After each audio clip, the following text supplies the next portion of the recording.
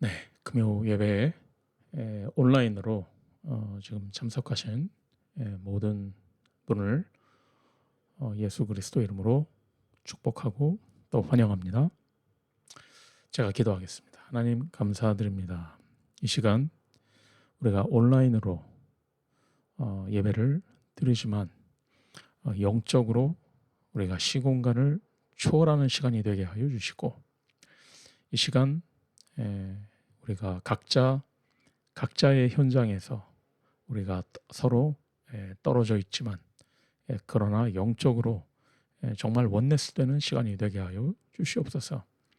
이 시간 고린도 교회에 주신 복음의 답이 우리의 답이 되게 하여 주시고, 고린도 교회의 역사와 능력이 우리의 것이 또한 되게 하여 주시옵소서. 그리스도이신 예수님의 이름으로 기도드렸습니다. 아멘. 네, 오늘은 고린도전서 5장의 말씀입니다.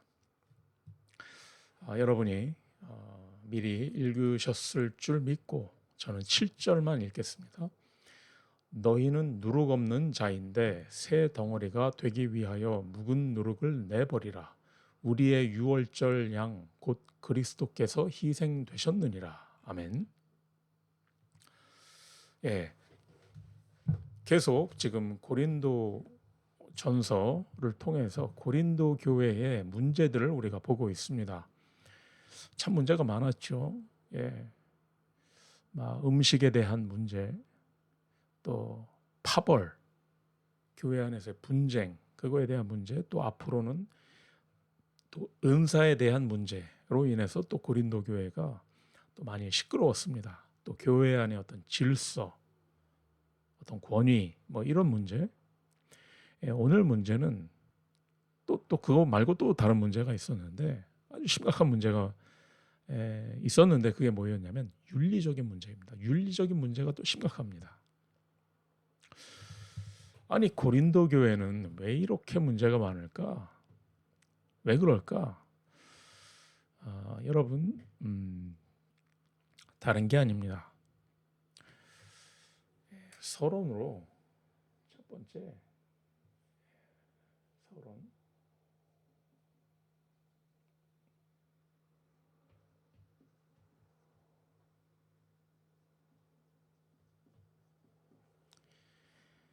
복음으로 답이 나지 않은 겁니다.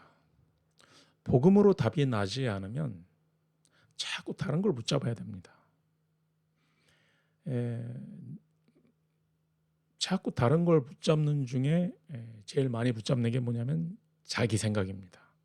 자기 생각을 절대로 내려놓지 않습니다. 그러니 자꾸 분열과 갈등이 끊어질 수가 없습니다. 또 오늘 윤리적인 문제도 역시 자꾸 윤리적인 문제를 일으키는 사람들은 왜 자꾸 그런 짓 합니까? 복음으로 행복하지 않기 때문에 그렇습니다. 오늘 윤리적인 문제를 일으키는 사람들은 오늘 바울이 이렇게 사전에 이렇게 정리를 하는데, 이 사람들은 불신자들이 아닙니다. 구원받은 사람들입니다. 구원받았는데 자꾸 윤리적인 문제를 일으키는 겁니다. 왜 그렇습니까? 복음으로 구원받았으면 이제 복음을 누려야죠. 자꾸 복음 안 누리고 복음으로 행복하지 않기 때문에 자꾸 딴짓을 하는 겁니다.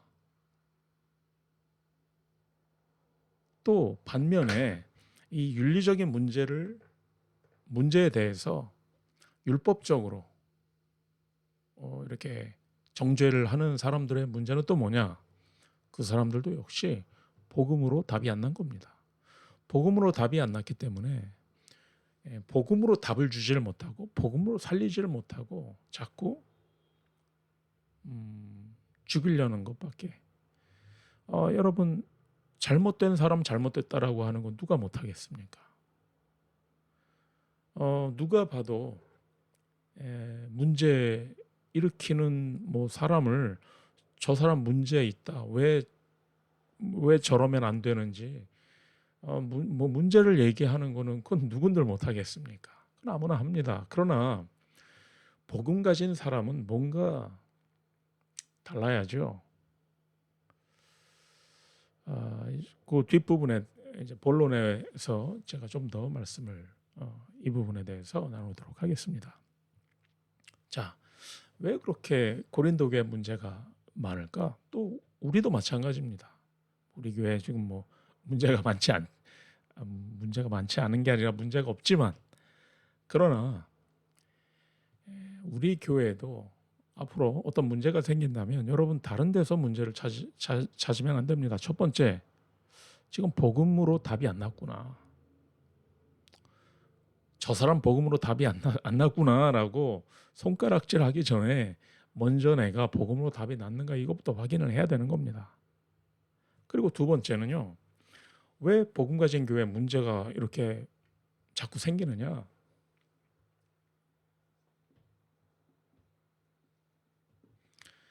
왜냐하면 그만큼 중요하기 때문에 그렇습니다. 복음 가진 교회가 너무나 중요하기 때문에 하나님도 축복하시고 역사하시지만 사탄이 가만히 내버려 두질 않습니다. 여러분, 우리 교회는 복음 가졌다면서 왜 이렇게밖에 못해? 하나님도 축복하시지만 사탄도 가만히 있지 않습니다. 우리 교회가 정말 복음 전하지 않고 복음 얘기하지 않고 그냥 사람들 듣기 좋은 얘기 한다면 사탄이 우리 교회를 건드릴 이유가 없죠. 그러나 우리 교회가 올바른 복음을 전하고 있다면 사탄이 정말 여러분 왜 전쟁할 때 저기 뭐 적군 한 명을 죽이기 위해서 막 뭐 미사일을 쏘고 그러진 않죠. 뭐 미사일을 쏘고 하는 거는 전략적인 어떤, 그리고 진짜 전략적으로 중요한 뭐 그런 데는 뭐 핵무기를 쓴다든지, 물론 쓰면 안 되지만 뭐 그러는 거죠. 핵무기를 아무데나 쓰겠습니까? 미사일을 뭐 아무데나 쓰겠습니까? 미사일이 얼마나 비싸고 그 중요한 무기인데, 마찬가지로 복음 가진 교회를 하나님도 축복하시지만 사탄도 가만히 있지 않는다는 걸 여러분이 아셔야 됩니다. 그래서 우리가 되게 잘못하고 되게 게으르고 되게 할 거 안 하고 자꾸 딴짓하고 이래서 문제가 생기고 한다면 그러면 우리가 당연히 갱신하고 회개해야죠. 그러나 좀 그것과는 다르게 우리에게 끊어지지 않는 문제가 있고 어려운 상황이 있다면 여러분 개인적으로도 왜 내 인생은 이런가? 왜 나에겐 문제가 끊어지질 않는가? 그만큼 중요하기 때문에 그렇습니다. 사탄이 우리 교회를, 특히 저를, 또 여러분을 사탄이 내버려 두질 않습니다. 진짜 사탄이 전략적으로 우리를 막을 것입니다. 그 사실을 알아야 됩니다. 또 세 번째,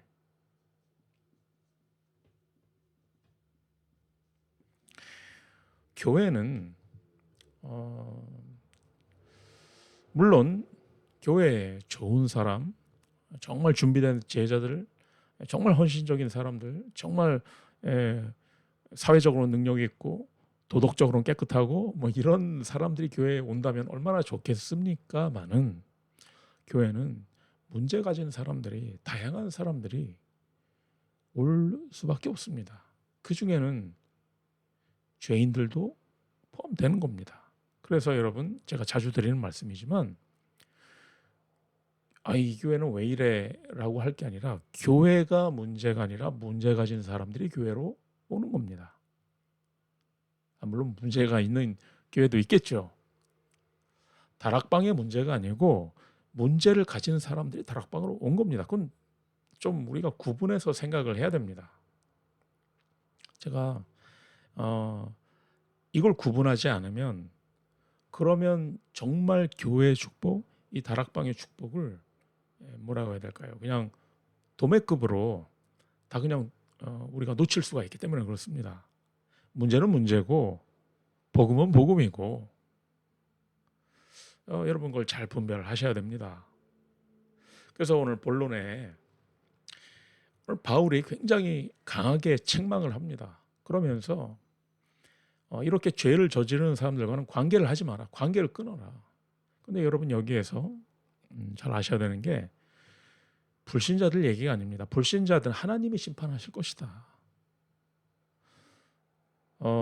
이 세상 나라는 사탄의 나라가 있고 이 세상에는 세상 나라가 있습니다.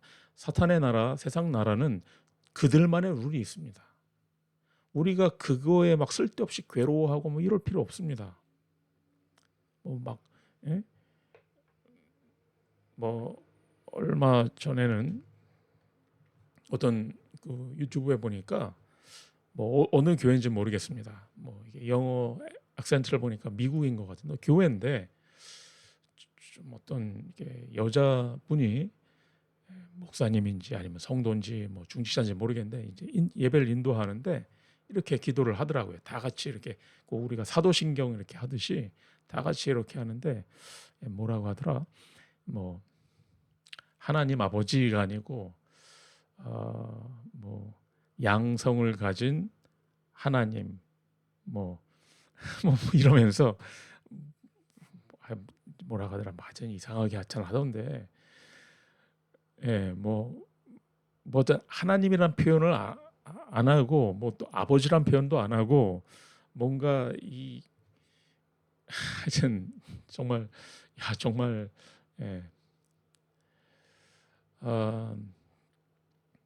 그런 걸 보고 아이고 막 우리가 막 한탄하고 낙심하고 이럴 필요 없죠. 뭐 그 사람들은 보고 모르는데 보고 모르니까 뭐 당연히 그렇게 하는 걸 가지고 그러니까 너무 세상이 막 이게 타락하고 하는 걸 우리가 막 너무 거기에 괴로워할 필요가 없습니다. 사탄의 나라, 세상 나라는 그 사람들의 그들의 룰을 가지고 사는 겁니다. 그들은 하나님이 심판하실 거니까 우리가 그걸 가지고 막 괴로워하고 정죄하고 이럴 필요 없는 겁니다. 뭐 동성연애 성경에선 죄입니다. 죄는 맞습니다. 그렇다고 해서 우리가 그 사람들을 막 뭐라고 해야 될까 막 미워하고 그럴 필요가 있을까? 그건 또 다른 얘기입니다. 죄는 맞지만 그 사람들을 미워할 필요는 없는 겁니다. 세상에서 쉽게 말하죠. 죄는 미워하되 사람은 미워하지 마라.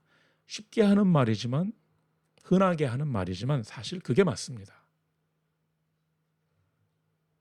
그런데 오늘 바울은 그 사람들을 얘기하는 게 아닙니다. 교회 안에서 구원 받았는데 죄를 계속 짓는 사람들, 이 사람들은 교회에서 쫓아내라고 말을 합니다.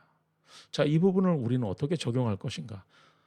성경은 전체적으로 봐야지 딱 이 부분을 가지고 마치 이렇게 법 조항에서 그걸 이렇게 적용을 하듯이 그렇게 기계적으로 적용을 하면은 그러면은 서양 교회처럼 될 것입니다. 서양 교회는 굉장히 윤리적으로 수준 높거든요. 그럼 서양 교회는 문제 없습니까? 우리는 성경 전체를 봐야 되고요. 바울 서신 전체를 봐야 되고 또 이거를 구속사의 맥락에서 봐야 하는 겁니다. 오늘 본문만 똑 띄워놓고 쫓아내야 되는 거구나 해서 당장 쫓아내라는 얘기가 아닙니다. 자, 그러면 어떻게 봐야 됩니까?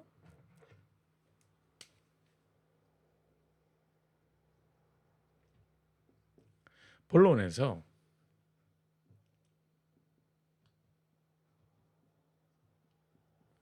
근본 문제를 봐야 합니다. 그게 근본 문제에서 여러 가지 현상이 나타납니다. 그게 윤리 문제, 누구에겐 윤리 문제고, 그럼 윤리 문제가 없는 사람 그러면은 근본 문제에서 해방된 사람이냐? 아니죠. 다양한 현상으로 나타납니다. 우리는 그 근본 문제를 봐야 합니다. 죄가 뭡니까? 우리 원죄를 봐야 되는 겁니다. 원죄를 잘 모릅니다. 이게 마음에 와닿지도 않습니다. 윤리적으로 문제를 일으키는 거는 그거는 막 너무 심각해 보이고 당장 어떻게 이 사람들 쫓아내야 되느냐 마느냐 얘기하지만 원죄의 무서움 여러분 뭐 원죄 심각성 뭐 그걸 가지고 여러분이 되게 괴로워하고만 막 그럽니까? 예. 화면이 너무 어두운 것 같죠? 네, 잠깐만 제가 한번 손을 보겠습니다.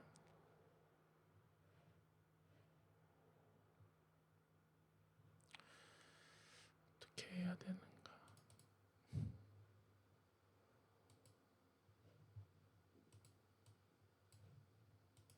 네, 좀 나아진 것 같습니다. 네, 죄송합니다.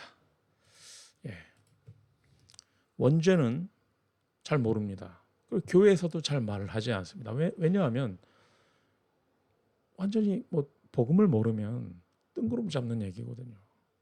전혀 와닿지 않는 얘기거든요.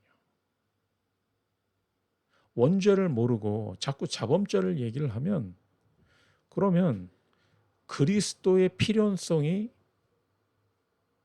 없어지는 거죠. 자범죄는 굳이 그리스도가 아니어도 다른 종교에서도 아니면 도덕적으로 훌륭한 사람들은 뭐 할 수 있는 거거든요. 그러나 자범죄는 원죄에서 나오는 열매일 뿐입니다. 우리가 근본 문제를 모르면 그리스도도 알 수 없고 그리스도가 왜 필요한지도 알 수 없고 그러면 운명은 절대로 바뀌지 않습니다. 삶은 바뀔 수 있겠죠. 인격이 바뀌고 뭐 타락했었던 사람이 뭐 되게 삶이 되게 막 좀 거룩해지고 뭐 그럴 수는 있겠죠. 그러나 운명은 바뀌지 않습니다. 근본 문제 세 가지는 서로가 연결되어 있는 한 가지의 문제입니다. 원죄의 문제, 원죄 때문에 하나님을 떠났죠. 하나님을 떠난 뒤부터 사탄이 우리를 다스리기 시작을 했습니다. 또 그 사탄이 계속 죄를 짓게 만듭니다. 이 세 가지 문제를 그래서 하나하나 해결할 수가 없기 때문에 그래서 하나님은 우리에게 그리스도를 보내신 겁니다. 그래서 우리는 그리스도가 아니면 안 되는 겁니다. 자, 원죄 때문에 어떻게 됐습니까? 하나님을 떠났죠. 하나님을 떠난 인간은 어떻게 됩니까? 그때부터 계속 우상숭배를 하게 됩니다. 원죄에서 나오는 가장 큰 죄가 우상숭배입니다. 다른 죄 이전에. 왜? 하나님을 떠난 인간은 그 하나님의 빈자리, 그 공허함을 채워야 되거든요. 어떻게 보면 이렇게 자범죄를 저지르는 것도 뭐 우상숭배의 어떤 일종입니다.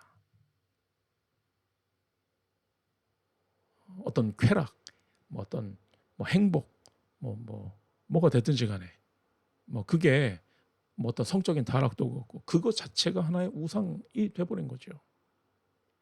이거를 그 현상을 해결하려고 한다라는 거는 여러분 전갈이 그 전갈의 이야기 여러분 아시죠? 얘기가 너무 길어질 것 같은데 다음 기회에 말씀을 드리도록 하겠습니다. 어쨌든 근본 문제를 봐야 되는 겁니다.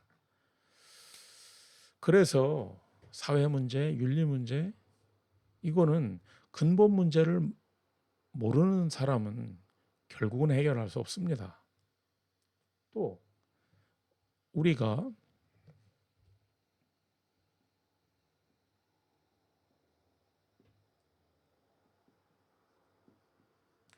잘못된 회개를 하는 거 이게 또 문제입니다. 우리가 근본 문제를 모르면 복음을 알 수 없는 거고 근본 문제를 모르면 그리스도가 왜 필요한지 그리스도의 필연성을 알 수가 없죠. 또 그렇게 되면 우리는 자꾸 잘못된 회개를 하게 됩니다. 회개는 하나님 앞에서 해야 되는 거죠. 근데 자꾸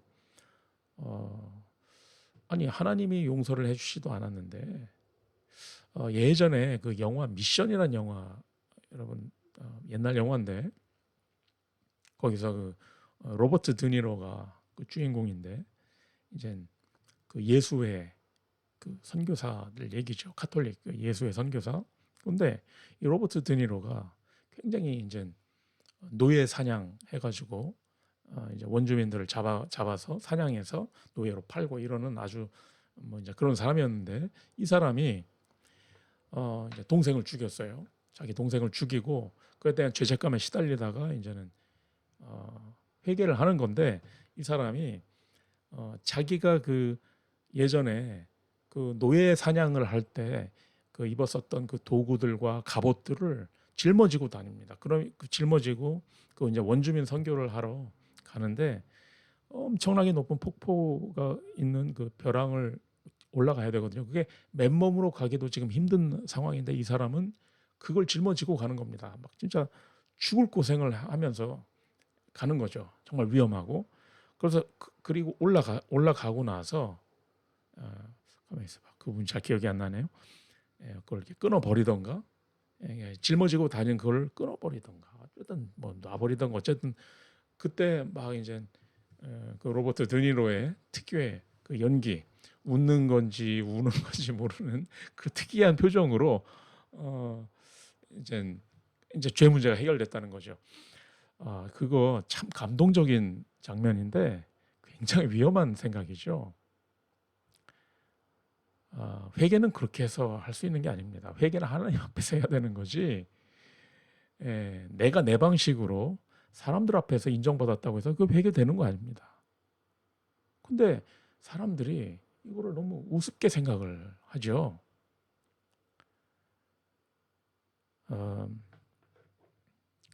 회개는 하나님 앞에서 해야 되는 겁니다. 또 동시에 회개는 사람 앞에서도 해야 됩니다. 우리가 사람 앞에서 잘못했는데 사람에게 잘못했는데 피해를 입혔는데 하나님 앞에서 나는 회개했으니까 난 괜찮아라고 할 수 없는 것처럼 우리가 사람 앞에서도 사죄하고 대가를 치러야 되죠.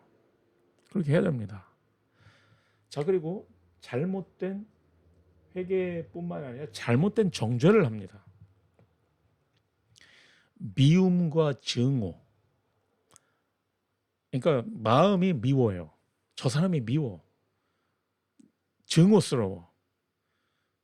그래서 이제 그거를 이제 오늘 같은 본문은 너무나 좋은 본문이죠. 너 같은 인간은 교회에서 쫓아내야 돼. 뭐 이렇게. 그런데 미움과 증오가 먼저 마음이 정해져 있어요. 그래서 저런 인간은 망해야 돼. 죽어야 돼. 뭐 그러니까 한마디로 돌을 던지고 싶은 거죠.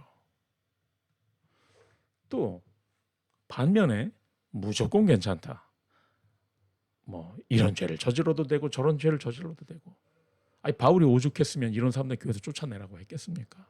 무조건 괜찮다 이것도 아니죠. 그래서 우리는 근본 문제, 복음으로 답이 나지 않으면 근본 문제를 알 수가 없고 또 반대로 근본 문제를 모르면 복음이 왜 필요한지를 모르는데 그러면 우리는 잘못된 회개를 하게 되고 잘못된 정죄를 하게 됩니다. 자, 그러면 어떻게 해야 됩니까?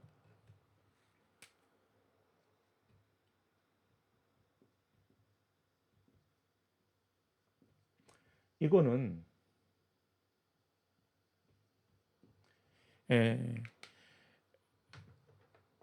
어떤 규정을 한다고 해서 뭐 이를테면 오늘 본문에 보니까 바울은 이런 사람들 교회에서 쫓아내라고 했는데 그걸 기계적으로 적용을 한다고 해서 해결되는 문제가 아닙니다.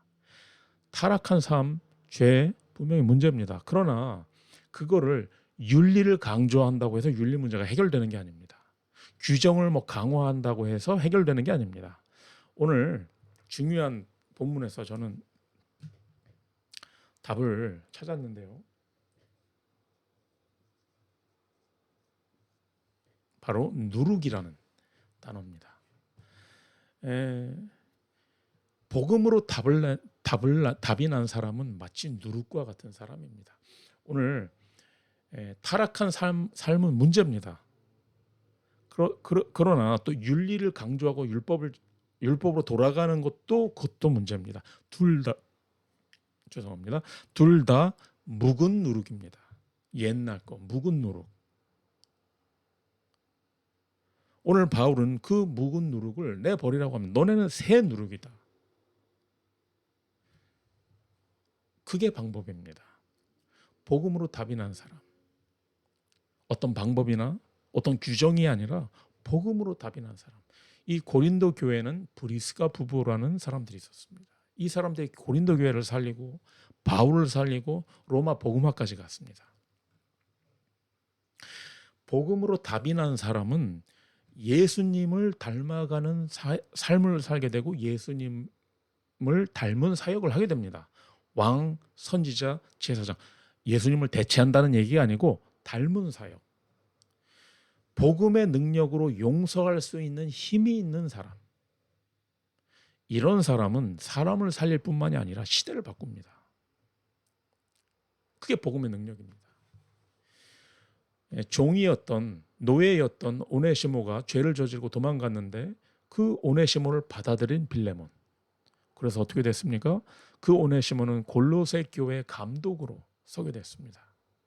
이거는 오늘날도 참 감동적이고 와 그럴 수가 있나 싶은 얘기지만 이건 2000년 전 얘기입니다.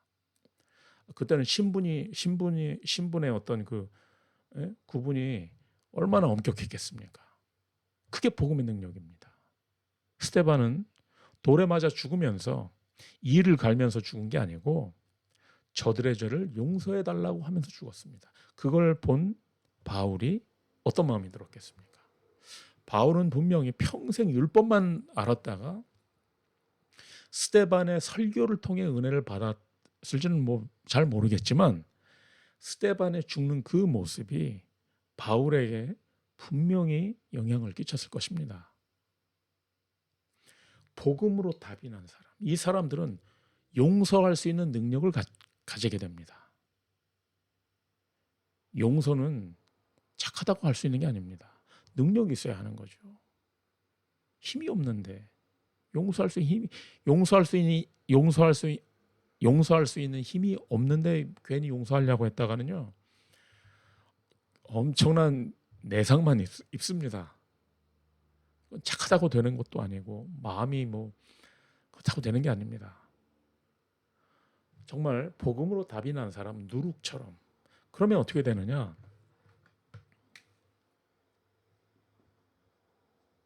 결론으로 오늘 우리는 여러분 우리가 남 얘기하기 이전에 우리 자신에게도 해결되지 않는 죄의 문제가 있습니다. 우리도 자꾸 죄를 짓는 거 어떻게 합니까? 그리고 또 우리가 도저히 용서할 수 없는 사람들이 있습니다. 저도 마찬가지고 저도 진짜 용서할 수 없는 있지요. 우리는 용서받을 능력도 없고 용서해 줄 능력도 없습니다. 그러므로 7절에 보면 유월절 양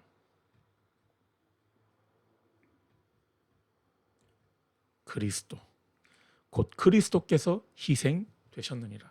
유월절 양으로 그리스도가 오셔서 우리를 위해 희생하셨기 때문에 그 능력에 힘입어서 우리는 회개도 할 수 있고 즉 용서도 받을 수 있고 용서도 해줄 수 있는 겁니다.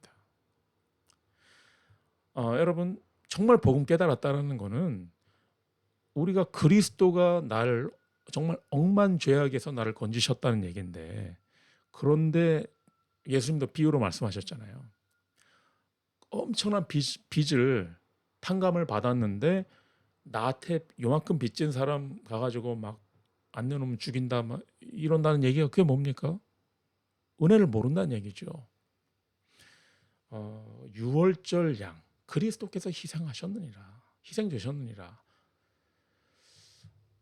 죄를 짓는 사람들은 복음을 악용하지 말고 핑계대지 말고 진심으로 하나님 앞에 회개해야죠. 어떻게? 여러분의 착한 마음으로 회개하는 게 아니고 유월절 양이신 그리스도의 그 희생에 힘입어서 우리는 회개도 해야 되고 또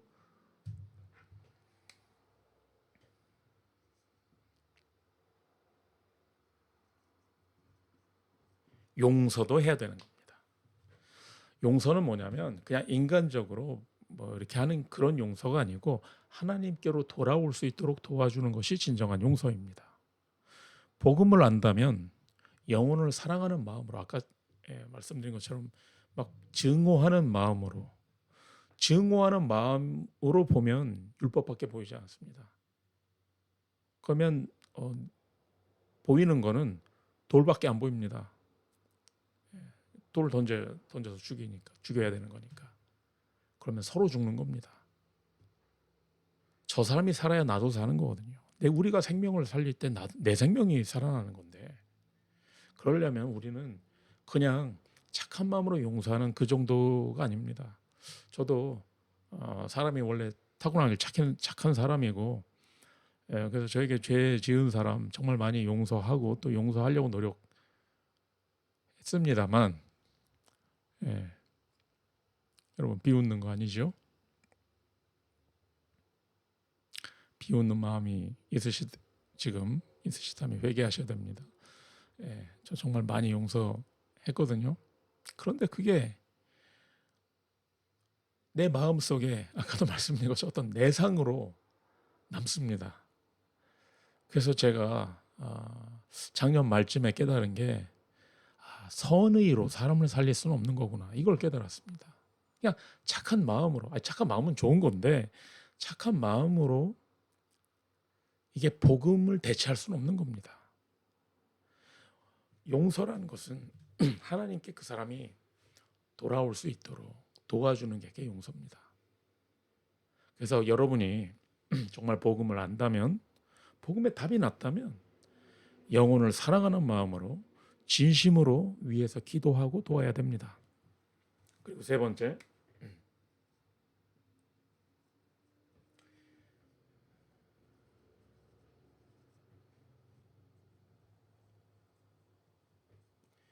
우리는 어떤 사람도 살리는 교회가 되어야 합니다. 적은 누룩이 온 덩어리에 퍼지는 것을 알지 못하느냐. 누룩의 비유. 누룩이 뭡니까? 아시죠? 반죽에 넣어놓으면 이게 반죽 전체를 발효시킵니다. 그래서 이렇게 크게 이게 부풀게 만드는 건데 소리를 내는 것도 아니고 티가 나지도 않습니다. 여러분이 누룩과 같은 그런 중직자, 그런 성도가 되시기 바랍니다. 조용한 영향력. 그러나 막을 수가 없습니다. 누룩이 퍼지는 걸 어떻게 막겠습니까? 누룩 자체를 아예 애초에 없애지 않는 한에는 누룩이 일단 들어갔다.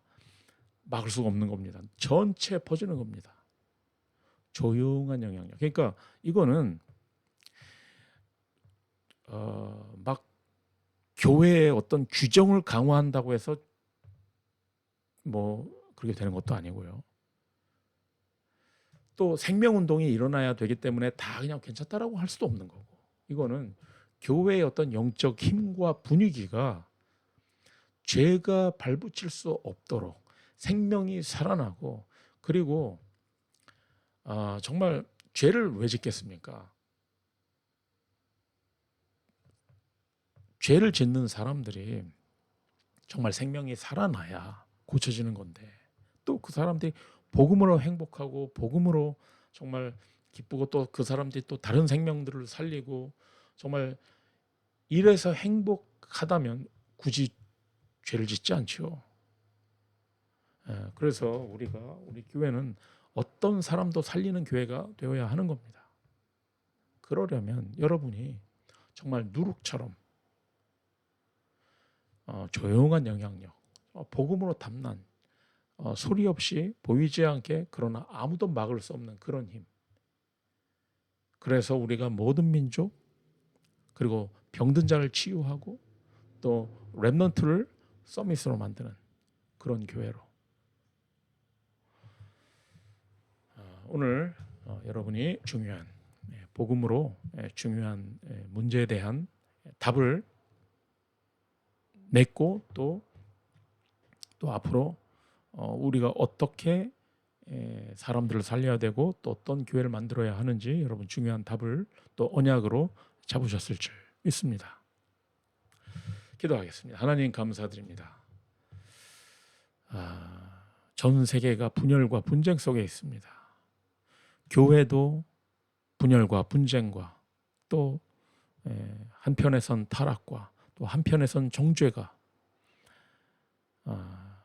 이때에 우리에게 정말 우리가 다른 데서 답을 찾지 않게 하시고 방법으로 하지 않게 하시고 우리 자신의 훌륭함으로 착함으로 하지 않게 하시고 왜 복음이 아니면 안 되는지 왜 그리스도가 아니면 안 되는지 그 필연성을 깨닫게 하시고 유일성을 깨닫게 하여 주시고 절대성을 깨닫게 하여 주시옵소서.